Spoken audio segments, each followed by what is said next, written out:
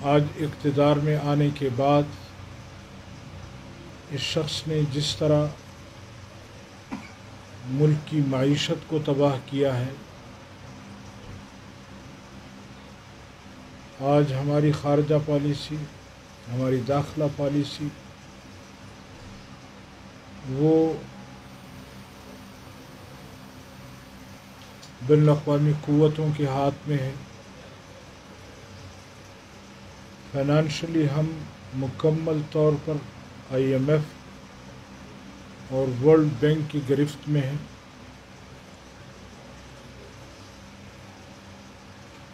जो चीज़ें जिस तरीके से इस मुल्क में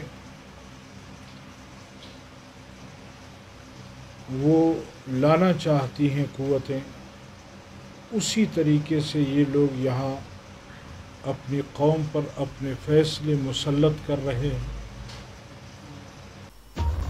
न्यूज़ टीवी के नाज़रीन को हवेलियों से ताज़ा तरीन अपडेट से मुतल्लिक़ आगाह करते चलें। रहनुमा JUI सेनेटर मौलाना अता रहमान की हवेलियाँ प्रेस क्लब आमद। सहाफ़ियों से गुफ्तगू करते हुए उनका ये कहना था कि आज हमारी दाखिला और खारजा पॉलिसी बैनुल-अक़वामी क़ुव्वतों के हाथ में है। फाइनेंशियली हम मुकम्मल तौर पर IMF और वर्ल्ड बैंक की गिरफ्त में हैं। जो चीज़ें इस मुल्क में जिस तरीके से वो क़ुव्वतें लाना चाहती हैं, इसी तरीके से इस कौम पर ये लोग अपने फ़ैसले मुसल्लत कर रहे हैं। एक मरतबा फिर अपने व्यूअर्स को आगाह करते चले। खबर है हवेलियाँ से।